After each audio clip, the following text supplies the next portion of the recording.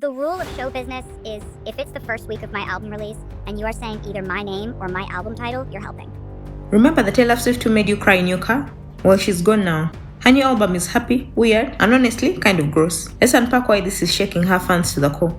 You know, there was a time when Taylor Swift could breathe and the internet would explode. You could literally blink and Billboard would call it the blink that changed pop. But recently, oh honey, that blink has turned into a collective side eye from the entire internet because Taylor's newest album, the one that had fans losing their minds months before it dropped, has somehow united Swifties and haters alike in the rarest of cultural phenomena, mutual disappointment. Like imagine making the one album that brings both camps together because nobody likes it. That's talent. Just not the kind she was going for. And look, I say this as someone who has had all too well 10-minute version on loop for 6 months straight like it was therapy. Taylor Swift has always been our go-to for heartbreak, female rage, poetic revenge, and the occasional screw you to men who thought eyeliner and a guitar were personality traits. She's good at that. But now we've entered a new Taylor era. The sexy suburban tradwife with a PR degree era. And to be honest, nobody asked for it. Let's rewind. When Taylor announced this album on her soon-to-be brother-in-law's football podcast of all places, I knew something was off. Like, why are we dropping pop culture bombs in the middle of a sports bro chat? Were there no PR managers left in Taylor Nation? It felt so random that my first thought was that this was either going to be her best rebrand yet, or a car crash she'll never stop watching. Spoiler, it was the latter. Fans thought we were getting 1989 Taylor's version level bops with folklore writing like she advertised. We expected glitter, heartbreak, catchy bridges, a few coded lyrics about her exes, the usual Swift formula. Instead, what we got was, well, something that sounds like it was written at 3 a.m. after 2 glasses of white wine and a Pinterest board titled Sexy But Make It Weird. The rollout was already bizarre. Taylor's team pushed it like the second coming of pop music. Exclusive vinyls, color variants, secret editions, a cinematic trailer that looked like a Dior perfume ad on acid. And he bought it, literally. Multiple copies were pre-ordered, helping her break Adele's record that no one had gotten near to because she told us each one had a secret message. Turns out the message was that we just spent $200 on the same album 4 times. And then came release day, the moment the world stopped spinning for 45 minutes while every Swiftie logged into Spotify and collectively realized this was not the Taylor they knew. The production felt half-baked. The lyrics were, and I say this with love, borderline tragic, and the whole vibe screamed I'm sexy now, please believe me. And I don't mean confident, sensual, empowered Taylor. No, I mean your mom just discovered crop tops Taylor. So let's talk about the lyrics, because oh my god, the lyrics. Now Taylor's songwriting over the years has been hot and cold. People have called her our generation storyteller, claimed her bridges could cure depression, and said that if Shakespeare had an Instagram, he'd quote her captions. But this time no one knows what happened. It's like she put her poetry through a mid-grind and sprinkled it with cringe. We used to get lyrics like, you call me up again just to break me like a promise. That's art. That's pain. That's a dagger wrapped in a metaphor. Now we're getting, your love opened my thighs. I'm sorry, what? Who told her this was okay? This sounds like a rejected line from a Wattpad fanfic written by someone who just discovered anatomy. And it's not even that she's singing about sex. Because you know what? Go for it, girl. We all evolve. But the problem is that Taylor Swift and sexy go together like cats and bathwater. It's just not natural. She's the cardigan girl. The one who made baking cookies seem like an act of emotional rebellion. So when she suddenly starts singing about her fiance's private parts, it's like watching your childhood babysitter try pole dancing. It's deeply confusing and you just want to look away. You can feel her trying to sell this new image, like she's been reading cosmopolitan articles from 2012 about how to unlock your inner vixen. There's one track where she moans about being devoured, and another where she basically implies that suburban domesticity is the new feminism. And it's like, what happened to folklore Taylor? What happened to cottagecore poetic, barefoot in the woods Taylor? Bring her back. She was mysterious. She was haunting. She wasn't rhyming lover with thighs. I've become convinced she wasn't responsible for her best lyrics because skills don't get worse with time. Her early albums 1989, Lover, etc. were mocked for shallow lyrics. They had a good beat so it wasn't so bad. Then she released Folklore and Evermore and everyone started calling her a poet. Midnights and TTPD were not so bad so the narrative held. But with Showgirl, the story doesn't hold anymore. Her songwriting has regressed so much it's not possible she wrote the other good stuff. Swifties who follow her have been bringing up Joey Alwyn as a possible explanation. Apparently dude has an English lit degree and he even has writing and producing credits on all her lyrical masterpieces. Because we come from the shake shake shake shake times 100 days of 1989 to folklore and all too well 10-minute version when Alwyn and his degree are in the picture. He leaves and we're suddenly back to Redwood Tree and Taylor sounding like she's 17 again, and not in a good way. Then there's the issue of tone. Half the album sounds like she's auditioning to be Sabrina Carpenter's manager. The other half sounds like she fell asleep on a vintage microphone and accidentally recorded her dreams. And speaking of Sabrina, why does so much of this album sound like a Sabrina Carpenter B-side? Like, no shade to Sabrina, but her entire musical identity is chaotic, hot topic, flat energy. And somehow Taylor, the woman who wrote The Archer, is now trying to compete with that? There are even people who swear you can hear Sabrina's fingerprints all over the production, which honestly explains a lot, because the whole thing has that unfinished but posted anyway vibe. But what really sealed the identity crisis for me was the imagery. Taylor has always used her visuals to tell a story. The Red Era was heartbreak in Technicolor. Reputation was snakes and vengeance. Folklore was a fairy tale in grayscale. And now we've got album art that looks like it was shot for a Calvin Klein ad campaign. Thighs, cleavage, pouty lips. And it's like, okay girl, we see the vibe you're going for. But the problem is that it did not transfer to the album. Wish she'd spent as much time actually making sure the album matched the vibe she said she was going for. She promised a deeply personal album about her life, but instead delivered ridiculous diss tracks and many unnecessary songs about her bedroom situation and the man in it. It's kinda dangerous for that to be deeply personal to her. But I digress. Taylor's sex appeal has never been about, well, sex. It's always been about relatability, the girl next door charm, the approachable, slightly awkward energy that made every woman in her 20s feel like maybe they too could write a Grammy-winning breakup song. She's always been the emotional every woman, but now she's trying to be the bombshell, the vixen, the hyper-feminine wife-to-be who sings about her man's anatomy like she's narrating a perfume commercial. It's dissonant. It doesn't feel earned. And it's not because women can't change or be sexy. It's because this version of Taylor feels performative. Like she's cosplaying a fantasy that was never really hers. And fans can feel that. That's why they're uncomfortable. She's not leaning into a new era of liberation. She's mimicking one. And honestly, it's giving marketing meeting gone wrong. You can practically picture the boardroom conversation. Okay team, she's happy now. So we can't do heartbreak. What do women in stable relationships want to hear? Suburban bliss? Babies? Sex? Perfect, write it down. Call the album something mysterious. Bonus points if it sounds like a perfume line. And that's exactly what this feels like. A brand pivot, not an album, a rebrand. Alright, let's talk about the machine, because this album wasn't just music, it was an industrial complex. Taylor Swift didn't just drop an album, she launched a full-scale capitalist carnival. 4 different vinyl editions, each with a hidden message if you assembled them together like the Infinity Stones. A deluxe box set that looked like it should contain engagement rings, not lyrics about opening thighs. A movie premiere, limited edition merch drops every Tuesday at midnight. It got to the point where people are genuinely confused. Like, are we supposed to listen to the album or invest in it? I mean, she's not even selling us music anymore. She's selling us participation. You don't buy a Taylor Swift record. You buy a lifestyle, an identity, a membership card into the emotional economy of Taylor Nation TM. And look, she's a brilliant businesswoman, no one's denying that. But lately, it feels like she's squeezing her fan base dry. Like she looked at her audience of mostly young women working hard, trying to afford rent and thought, yes, they'll definitely want to spend $49.99 on a pink vinyl that comes with a microscopic photo of my cat. And the thing is, they do. That's what's so genius and insidious about it. Taylor's fan base doesn't just consume her music, they worship her mythology. Every time she sells a limited edition or a new variant, there's this form of panic, this emotional manipulation that whispers, if you don't get this one, you're not a real fan. So when people started realizing the album wasn't good, like objectively, painfully not good, it wasn't just disappointment, it was betrayal. They'd been sold a dream, promised magic, paid for deluxe heartbreak and got meaty-up more pop that could have been written with AI instead. And then there was the movie. Oh my god, the movie. The same day the album dropped, she released a film version of it. As if you hadn't already been emotionally exhausted from the rollout. You could literally go to the theater, buy overpriced popcorn, and watch an extended ad for an album that critics were already calling confused and self-indulgent. It was like watching a perfume commercial that lasted 90 minutes and cost you $15. And this is the problem with Taylor's current image. She's no longer the artist. She's the brand. Every move she makes feels like it's been beta tested by a focused group of interns with Excel sheets and stress rashes. Gone is the messy authenticity of the girl who wrote Dear John in her bedroom.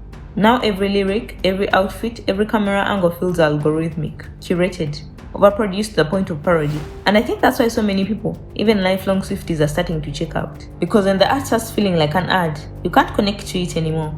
It's not heartbreak, it's a campaign. It's not vulnerability, it's marketing.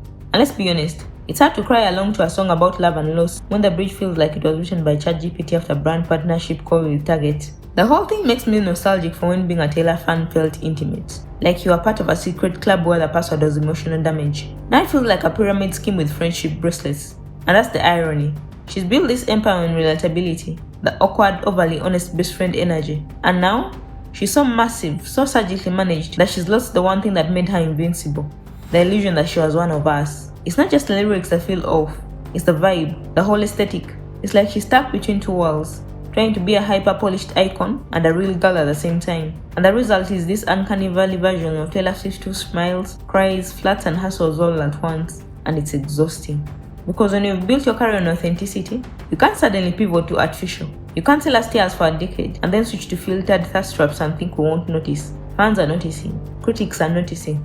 And I think Taylor knows we're noticing, which is why she keeps doubling down. Because when you're this deep into your own myth, you can't admit you lost the plot. Here's the thing about Taylor Swift fans. They're not just listeners, they're disciples. For over a decade, she's been the soundtrack to breakups, the emotional support friend none of us have met, and the invisible therapist who only charges you $129 per song. But lately, the Swiftie church is losing faith. And I don't mean the haters or the casuals. I'm talking about the real ones. The fans who learned guitar because of her. The ones who hid red lyrics in their senior year book quotes. The ones who used to defend her online like unpaid PR interns with Wi-Fi rage. Even they are saying something's off, because what used to feel like connection now feels like manipulation. What used to feel personal now feels plastic. It's not we're all in this together anymore. It's buy this limited edition to prove your loyalty. The parasocial bond that built her empire is cracking. Taylor used to feel human. We saw her fall, rise, cry, joke and mess up in real time. She was the every woman who just happened to be insanely talented. But the Taylor we're seeing now, she's not even a person anymore. She's a presentation, a hologram in a sequined bodysuit. And that's a tragedy of all of this, because if there's one thing people crave from celebrities, especially in the era of filters, PR statements and AI influencers, it's something real. We don't need perfect, we need believable. And Taylor stopped being believable. This latest album is the final straw for a lot of people. It's like she's crossed over from artistic evolution into late-stage celebrity self-parody. It's the same phenomenon that happens to every overexposed pop star eventually. Britney, Gaga, Kanye, Katy Perry. They start off real, raw and hungry. Then fame eats them alive.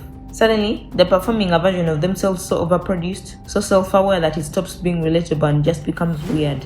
And that's where Taylor's at. Her fans used to see themselves in her heartbreaks, the crying on the bathroom floor moments, the awkwardness of falling for the wrong person. But now she's living in a gilded universe of private jets, billionaire boyfriends and PR rollouts. You can't really sing we're the same when your wedding ring costs more than my student loans. And it's not that fans don't want her to be happy. Of course they do. They just don't want to feel like they've been used up in the process. There's something almost lonely about being a Taylor fan right now. You're still part of the fandom, but it feels like your best friend from high school moved to Hollywood and now only talks to you through her management team. Even the online conversations are turning. The tones change. You see comments like, I miss the old Taylor. But not in that Kanye meme way. In a genuinely sad, nostalgic way. People feel disconnected. The fandom's fracturing into camps. The die-hard defenders, the quiet skeptics, and the ones who just stopped caring. And honestly, I think Taylor can feel it too. You can see it in her interviews, the slightly robotic answers, the overcompensating smiles. You can see it in her performances, the way she leans on nostalgia, resurrecting old songs to remind us who she was. It's like she's trying to recapture the magic that made us fall in love with her in the first place. But the more she tries, the less it works. Because the Taylor we loved wasn't perfect. She wasn't this PR polished Barbie doll. She was messy, honest, sometimes a little cringe. And that's exactly why we related to her. Now she's an industry in a sparkly catsuit, running on brand deals and nostalgia. And it's sad, because she didn't just lose her age, she lost her humanity. I think the public's finally starting to wake up to that. We're tired of worshipping people who are performing humanity for profit. We're tired of celebrity narratives being curated like museum exhibits.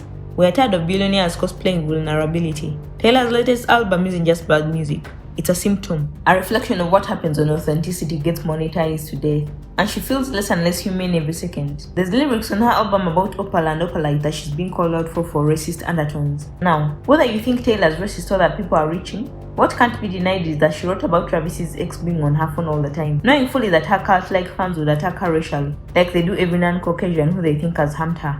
And we all know Taylor never stopped them when she could, because they adore her enough to stop sending death threats. Call it what you want, but her actions speak louder than words. And not even get me started on her using AI to promote her album, when she spent years going on and on about her art schedule be stolen. Turns out it's only a problem when her art is taken without permission. Everyone else's is fair game. Fans have also pointed out that 95% of the songs on her album sound like other artists' work. The same Taylor who went after Olivia Rodrigo and demanded that she get 50% royalties simply because Olivia mentioned her as inspiration in an interview is actually trying to pass off Jackson 5, Jonas Brothers and Pixie Tracks as her own work. And yes, true originality is hard, but she goes after others for far less. Imagine if Michael Jackson's people sued everyone who moonwalks. Taylor has shown that she's paid enough to do that. So how come she doesn't respect other people's work as much as she once has respected? See, this isn't just about Taylor Swift. This is about what she represents. Because Taylor's not just a singer anymore, she's a mirror. A very sparkly billion-dollar mirror reflecting everything weird, exhausting, and slightly dystopian about modern celebrity culture. Her downfall, or let's call it what it really is, Happy Hour Fatigue Era, isn't just about one bad album. It's about what happens when authenticity becomes a marketing strategy. When supposed principles are revealed to just be a marketing tool to make people think she's a good person. When being real turns into a performance. When every tear, breakup, and friendship is curated for engagement metrics and #1 albums. Taylor built her empire on being relatable. That was her magic trick. She sold us the illusion of intimacy, that she was the girl next door, scribbling lyrics in her diary about heartbreaks we all shared. But now she's living proof that the girl next door eventually moves into a penthouse and stops answering the door entirely. And the culture she helped create, this influencer-style parasocial economy, has backfired.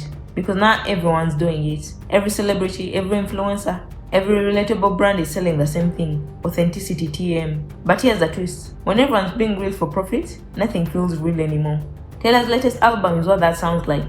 Overproduced intimacy, artificial vulnerability, the sound of a billion-dollar brand trying to convince you it's still one of the girls. And it's exhausting, isn't it? Because we're living in this strange moment where celebrities are desperate to seem human, and humans are desperate to become famous. The line's gone, the algorithm flattened it. Now your average TikTok user is trauma dumping for likes, and Taylor Swift is trauma branding for streams. Different scale, same formula. That's why the backlash to this album feels different. It's not just this music isn't good, it's deeper. It's we see through this now. We've all grown to our way of the machine. We know when we're being marketed to. We know when an artist is pretending to be mess on purpose. And that awareness has killed the magic. The reason 1989 and Red worked wasn't just the melodies. It was the feeling that Taylor was letting us in. This album feels like she's selling tickets to watch her pretend to let us in and charging $60 for a t-shirt at the exit. The cultural shift is clear. Audiences don't want perfect anymore. We don't even want polished. We want real. Real stories, real imperfections, real voices that aren't filtered through a marketing department. That's why indie artists, chaotic YouTubers, and messy TikTok creators are thriving, because they're giving us what Taylor's lost, rawness. And maybe that's the real tragedy here, because Taylor had that once. She had the one thing money couldn't buy, emotional trust, and now it's gone. You can almost feel the irony of it all. Taylor Swift, the woman who wrote Look What You Made Me Do as a commentary on her public perception, has finally become the very caricature she saw she wasn't. She's not writing about fame anymore. She's performing fame. She's not reclaiming her image. She's selling it back to us, one exclusive vinyl at a time. And honestly, I think the reason people are so mad isn't because she's changed. It's because she's pretending she hasn't. Fans can accept growth, they can accept mistakes, reinvention, and even ego, but they can't accept being gaslit into thinking bad music is genius or over-branding is empowerment. This album forced people to confront a hard truth. Maybe Taylor Swift stopped being an artist a while ago and started being a corporation. Maybe the reason we don't feel her music anymore is because it's no longer written by a girl in her bedroom. It's written by a boardroom with mood boards. And that's what makes this moment so important culturally. Because Taylor's fall from grace isn't just a celebrity scandal. It's a cultural reset. It's us realizing that the era of curated authenticity is collapsing under its own glittery weight. We've reached the end of the relatable celebrity fantasy. The masks are slipping. The formulas aren't working. The music feels hollow, and audiences are saying no more. Maybe that's a good thing. Maybe we're finally ready to stop worshipping billionaires for pretending to be human and start demanding art that actually feels human. So what now? Because the fall of a pop star isn't really the end of a person, it's the end of an illusion. And I think that's what we're watching happen in real time with Taylor Swift. Not a villain arc, not a cancellation, just a slow painful cracking of a mirror she spent 2 decades polishing. Taylor built her legacy on the idea that she was just like us. And maybe she was, at first. But when you live long enough in the spotlight, you stop being human and start being content. Every breakup becomes a single. Every friendship becomes PR. Every outfit becomes a clue for an album we haven't heard yet. And at some point, the art stops being about expression and starts being about control. That's the saddest part of all this. Watching someone so gifted become trapped in the machine she built. The same woman who once said she'd never change for anyone has had to reinvent herself 10 times just to stay relevant in an industry that eats its own alive. And maybe that's the price of fame. Maybe you can't stay authentic when the world is constantly consuming you. But you know what? I think Taylor's story is a warning. Not just for artists, but for us. Because we're the ones who feed the machine. We reward oversharing. We mistake branding for connection. We scream slay when a millionaire drops an Instagram post pretending to be relatable. We want authenticity, but you don't actually give anyone the space to be authentic. We made Taylor the symbol of our collective fantasy, the perfect, poetic, morally untouchable woman who turns pain into poetry. But she's not that. She never was. She's just a person who got really, really good at performing personhood. And now that the act is wearing thin, we're left staring at the truth underneath, and it's uncomfortable. Because deep down, it's not just Taylor who's exhausted, it's us. We're tired of parasocial intimacy. We're tired of being sold vulnerability as empowerment. We're tired of pretending this is normal, that celebrity culture is healthy, that billionaires are relatable. that music made by marketing teams can still be called art. Maybe that's why this album hits so wrong. It's not just that it's bad, it's that it's hollow. It's a reflection of a culture that's all performance and no pulse. And maybe, just maybe, it's a turning point. Because if even Taylor Swift can't fake authenticity anymore, maybe it's time to admit that the era of the perfect pop girl is officially over. Maybe the next generation of artists won't have to hide behind branding and PR strategies. Maybe they'll be allowed to just be people. Messy, flawed, talented people making art that doesn't need to be algorithmically approved fast. And maybe that's what we should be rooting for. Not another Taylor era, but a new era of honesty. So whether you loved her new album, hated it, or felt nothing at all, maybe that's the point. Maybe we're supposed to feel a little numb, a little disillusioned, a little aware of how fake it's all become, because awareness is the first step to change. And if this is the era where Taylor Swift finally stops pretending to be relatable, maybe this is the era where we finally stop pretending too. If you made it this far, thank you for surviving my cultural TED Talk disguised as a YouTube video. I want to know what you think. Is Taylor Swift's downfall the beginning of a bigger cultural shift, or just another overblown internet moment? Drop your thoughts in the comments. But when I was 15, when it all begun, did it ever cross your mind that maybe you should run? I guess not, because there you were standing like a lion waiting to